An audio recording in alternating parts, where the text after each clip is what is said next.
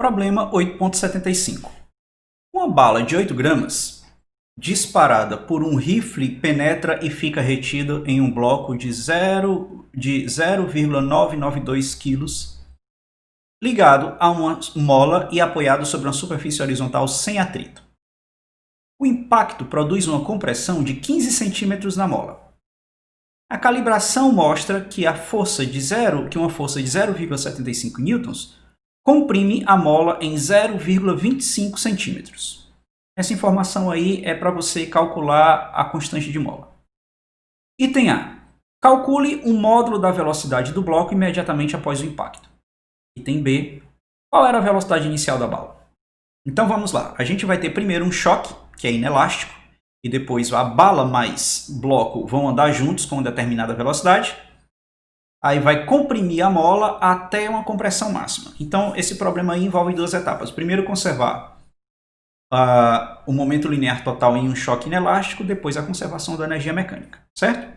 Então, o corpo 1 fica sendo a bala, o corpo 2 fica sendo o bloco. A gente vai ter um choque inelástico,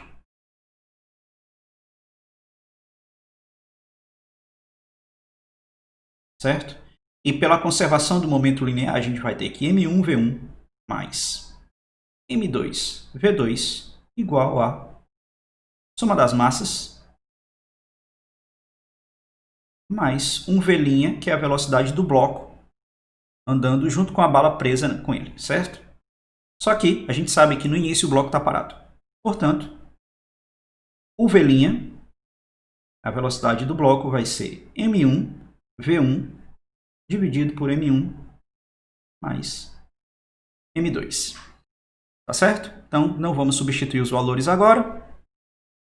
Vamos deixar para substituir só no final. Próxima etapa agora é que já está a bala e o bloco andando juntos e comprimindo a mola. Não tem força de atrito, então é um sistema que conserva energia mecânica. A gente aplica o princípio da conservação da energia mecânica após a colisão, certo? Então, o que é que a gente vai ter? E a energia cinética, no início, vai ser igual à energia elástica no momento de compressão máxima da mola em que o bloco para. Então, a gente vai ter que isso aí vai ser M1 mais M2 dividido por 2 vezes V' ao quadrado, que é a velocidade dos dois andando juntos, na hora que, após a colisão, vai ser igual a K ΔX ao quadrado sobre 2, onde esse ΔX é a compressão máxima da mola. Certo? O K, ele diz aí, ó, nessa frase que ele diz, a calibração mostra que uma força de 0,75 newtons comprime a mola de 0,25 centímetros, isso aí é dado para a gente calcular a constante da mola K. Então, usando os dados da calibração, a gente sabe que F é igual a K ΔX, então K vai ser a força dividido pelo ΔX, então vai ser 0,75 newtons, dividido por 0,25 centímetros, que é 0,0025 metros. Isso aí vai nos dar um K de 300 newtons por metro. Certo? Bom, então a gente vai ter que meio de, aí já substituindo, né, M1 mais M2, dá 8 gramas mais 992 gramas, que é essa massa de 0,992 quilos. A soma vai ser 1 sobre 2, que multiplica V' ao quadrado, que a gente ainda não substituiu, tá certo? Vai ser igual a meio, então vai ficar K, 300, né? Vezes o ΔX ao quadrado. Ele diz que o ΔX, a compressão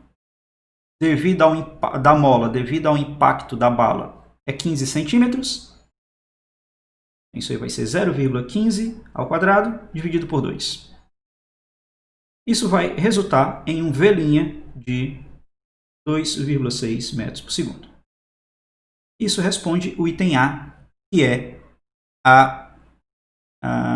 o módulo da velocidade do bloco imediatamente após o impacto.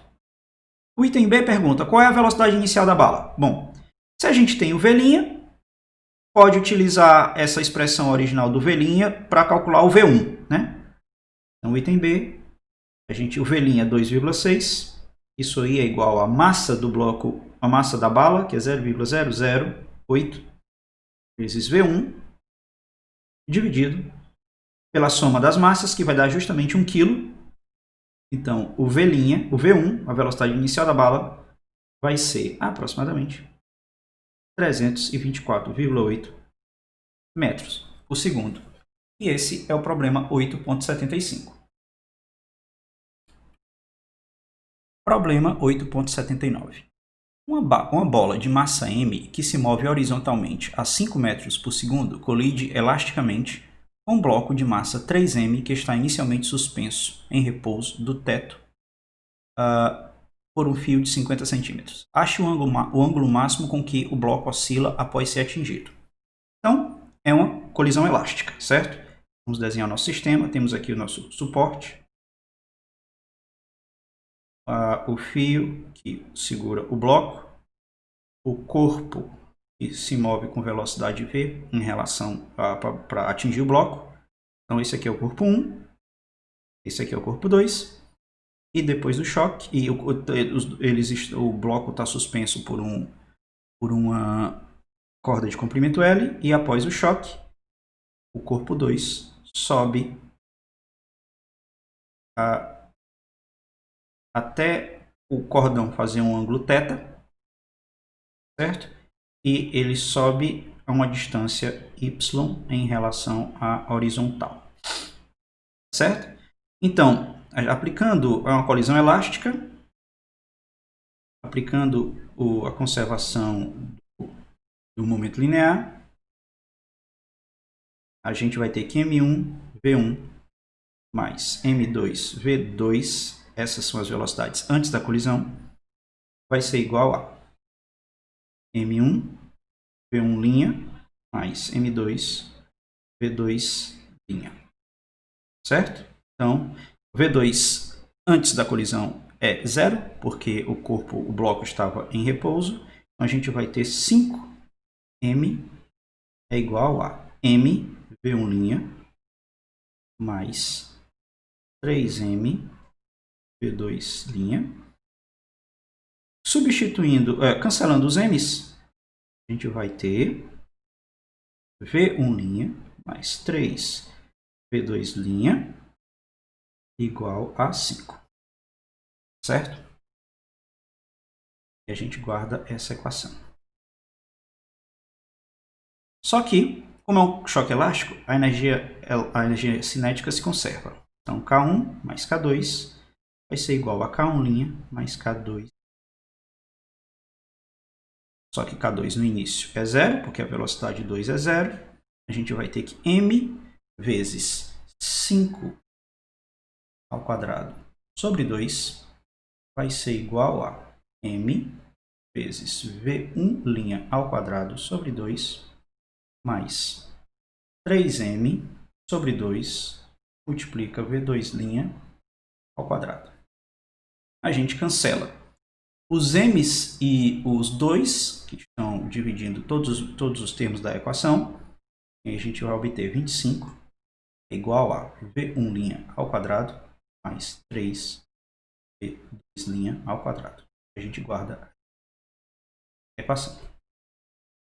Note que o que interessa para nós é o ângulo máximo que o corpo 2 sobe, certo? Então, o v1' é desnecessário. O que é que eu vou fazer? Eu vou pegar o v1' na primeira equação que a gente reservou e substituir na segunda equação. Então, a gente vai ter 25 vai ser igual a, abre parênteses, vai ficar 5 menos 3v2' quadrado mais 3v2' mais 3v2'. Abrindo essa expressão, a gente vai ter que 25 vai ser igual ao quadrado do primeiro, que é 25, menos 2 vezes o primeiro, multiplicado pelo segundo, isso aí dá menos 30v2', mais quadrado do segundo, que vai dar 9v2' quadrado, mais 3v2' quadrado. Cancela os 25, e aí a gente vai ter que 12v do V2' ao quadrado vai ser igual a 30 V2'. Certo? Cancela os V2' e a gente obtém que tem V2' dos dois lados, né? Então, a gente vai obter, resolvendo essa equação, que V2' vai ser 2,5 metros por segundo. O que a gente vai fazer agora é aplicar a conservação da energia mecânica no bloco 2, tá certo?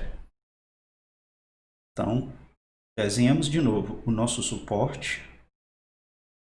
Vamos focar apenas no bloco 2. Temos aqui o bloco 2 no início do movimento, quando a energia cinética é máxima, pendurado por uma corda L e no ângulo θ máximo. O bloco 2 vai estar a uma altura y da posição de referência do bloco parado. Então, fazendo a conservação da energia mecânica,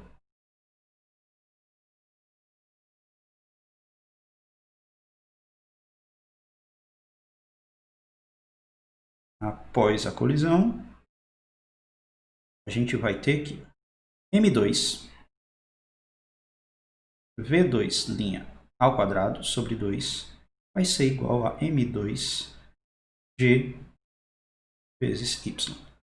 Aí, como sempre, a gente cancela os M2 de um lado e do outro, usa G igual a 10 metros por segundo ao quadrado, certo? E a gente encontra que o Y vai ser V2' ao quadrado dividido por 2G, certo?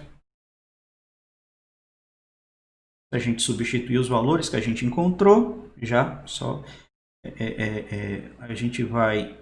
É 2,6, né? Isso aí vai dar, no total, 0,312... Espera. 0,3125 metros, que é a altura que o bloco sobe. Tá certo? Só que essa altura que o bloco sobe, tá certo? A gente pode escrever ela em função do comprimento da corda e do ângulo máximo que ele subiu. Então, esse y vai ser o tamanho da corda total menos a projeção L cosseno θ. Certo? Então, o nosso y sobre L, colocando L em evidência, vai ser 1 menos o cosseno de θ. Certo? Então, o cosseno de θ vai ser 1 menos y sobre L.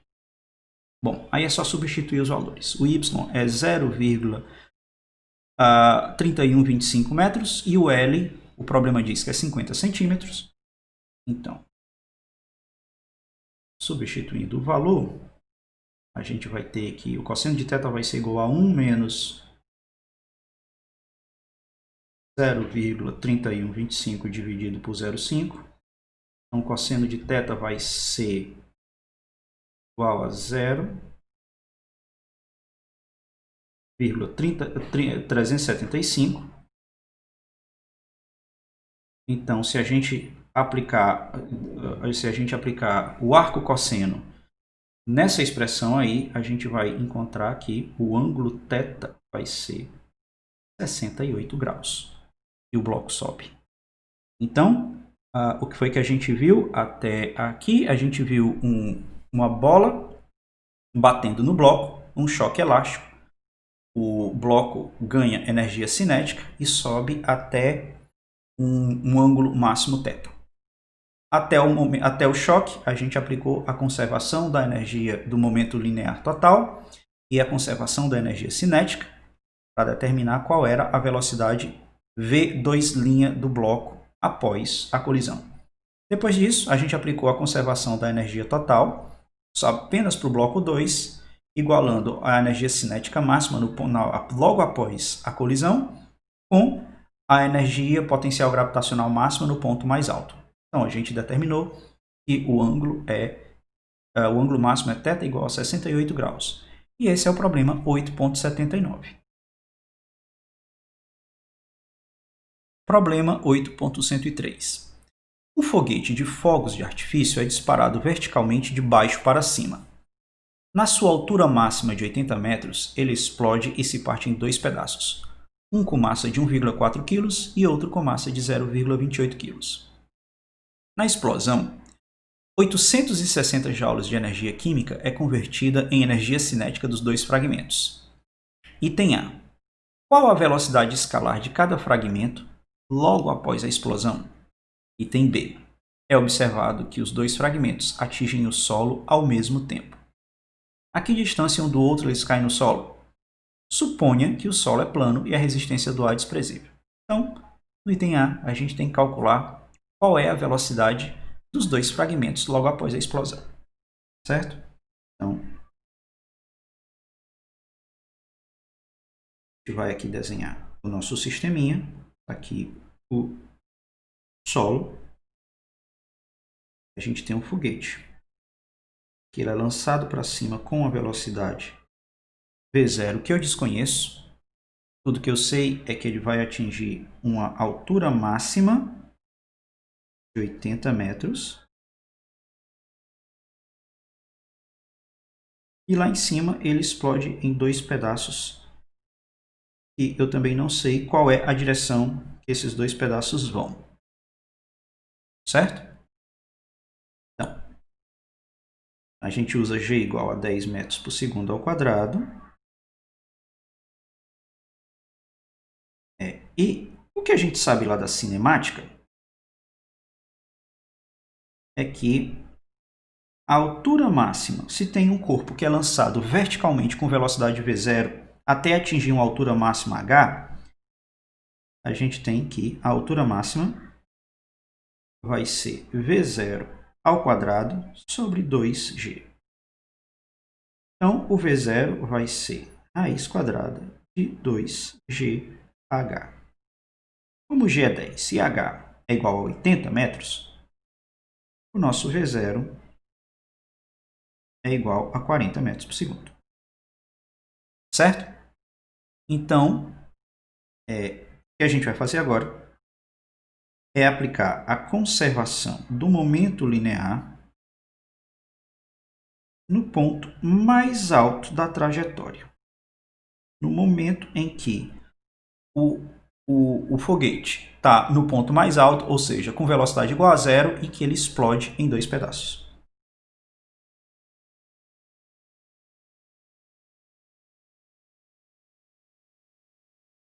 Em princípio, o VY nesse ponto, tá certo, do foguete é zero, tá? Porque ele está no ponto mais alto da trajetória. Se ele não explodisse, ele chegava nesse ponto mais alto e caía de novo. Certo? Então, como eu não sei, em princípio, para que lado vão as partículas V1, as partículas 1 e 2, então eu vou considerar que elas vão ter um movimento completamente aleatório em duas dimensões. Então, a gente vai ter aqui M1 mais M2, certo? Isso aí é a massa total do foguete, porque eu tenho a massa dos pedaços após a explosão, vezes zero, que é a velocidade, na direção J. Isso aí é o meu momento linear antes da explosão, que vai ser igual a M1 V1 na direção X mais M2 V2x, isso aí na direção Y, certo? Eu estou assumindo que o V1 e o V2 podem ter componentes tanto em X quanto em Y, mais as componentes em J do momento linear, que vai ser M1 V1y mais M2 V2 J. Então, conservando o momento na direção x, a gente iguala tudo que é x do lado e tudo que é x, tudo que é na direção horizontal do lado com tudo que é horizontal do outro. A gente vai ver que do lado esquerdo não tem nenhuma componente na direção horizontal. Portanto, a gente vai ter aqui V1. Então, M1 V1x vai ser igual mais M2 V2x é igual a zero. Então, isso aí a gente simplifica dizendo que o V1x é igual a M2 dividido por M1 vezes V2x. Isso aí é uma relação entre as componentes x da partícula 1 e da partícula 2. Em y, agora a gente vai simplificando um pouco mais, a gente pode, já substituindo as massas, a gente vai ter que o V1x é igual a menos 0,2x. Agora, sim, em y, a gente vai, todo mundo que é y do lado esquerdo vai ser igual a todo mundo que é y do lado direito. Do lado esquerdo é 0, do lado direito a gente tem que M1 V1y mais M2 V2y, isso aí também é igual a 0. Então, a gente vai obter que o V1y é igual a menos M2 dividido por M1 V2y, e substituindo os valores, a gente vai ter que o V1y é igual a menos 0,2 V2y, e a gente tem exatamente a mesma relação das componentes x da partícula 1 e da partícula 2 em x para o y, tá certo? Isso, em princípio, criaria muita dificuldade para a gente resolver o problema. Contudo, o problema diz o seguinte, que essas duas partículas caem no solo ao mesmo tempo, certo? Se elas caem no solo ao mesmo tempo, significa dizer que as duas partiram da mesma altura do momento da explosão, certo? E a gente sabe que após a explosão, o centro de massa das duas partículas tem que se comportar exatamente como o centro de massa do foguete se ele não tivesse explodido. Então ele sobe até a altura máxima e depois cai. Então a gente pode seguramente assumir que essas duas partículas elas não têm uma velocidade inicial, tá certo? Elas caem paradas, elas são simplesmente largadas da altura h, tá certo? Sem nenhuma velocidade y. Mas, para reforçar ainda mais, a gente lembra que lá pela cinemática, o tempo de queda é igual ao tempo de subida, tá certo? E eles dependem do V0. Mas essa expressão é igual a V0 sobre G, mas essa expressão ela é calculada levando-se em conta que uma partícula é lançada de baixo para cima para lá em cima. Então, esse tempo de subida vai ser igual ao tempo de descida. Ou seja, o tempo de descida considera que ela cai, que ela parte o início do movimento vertical na queda, ela parte de velocidade igual a zero. Ela tem velocidade inicial igual a zero, ela é simplesmente solta. Então, para que essas duas partículas atinjam o solo ao mesmo tempo, tendo as duas partido da mesma altura, é porque a velocidade em y das duas tem que ser zero. Certo? Então, V1y é igual a V2y igual a zero. Essa é a condição para que as duas partículas caírem ao mesmo tempo. Certo? Então, vamos continuar o nosso problema, porque a gente falta determinar quem é a V1x e V2x. No ponto mais alto da trajetória, a gente tem o seguinte, que a 860 joules de energia química é convertida em energia cinética dos dois fragmentos. Então, a gente tem que 860 vai ser igual a K1 mais K2, onde K1 e K2 é a energia cinética do corpo 1, do fragmento 1 e do fragmento 2. A gente vai ter 1,4 dividido por 2 vezes V1 ao quadrado mais 0,28 sobre 2 vezes V2 ao quadrado. Melhorando essa expressão aí, a gente vai ter que 1720 é igual a 1,4 V1 ao quadrado mais 0,28 V2 ao quadrado. A gente achou no item anterior que V1x é igual a menos 0,2 V2x. Elevando isso aí ao quadrado, a gente vai ter que V1x ao quadrado vai ser igual a 0,04 V2x ao quadrado. Mas aí a gente lembra que não há componente vertical da velocidade nem no fragmento 1, nem no fragmento 2. Então, a gente tem que V1, o módulo da velocidade do fragmento 1 ao quadrado, vai ser igual a 0,04 que multiplica o módulo da velocidade do fragmento 2 ao quadrado.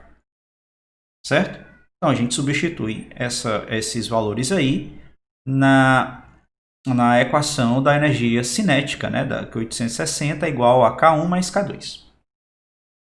Então, já substituindo na equação melhorada, a gente vai ter que 1720 vai ser 1,4 vezes V1 ao quadrado, só que V1 ao quadrado vai ser 0,04 V2 ao quadrado mais 0,28 V2 ao quadrado.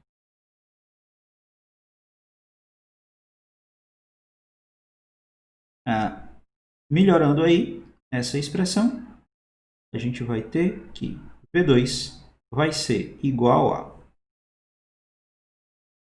71,6 metros por segundo. Certo? Já substituindo tudo e aplicando a raiz quadrada do V2. Se a gente fizer o mesmo cálculo, se substituir esse V2 no V1, a gente vai encontrar que o V1 vai ser 14,3 metros por segundo.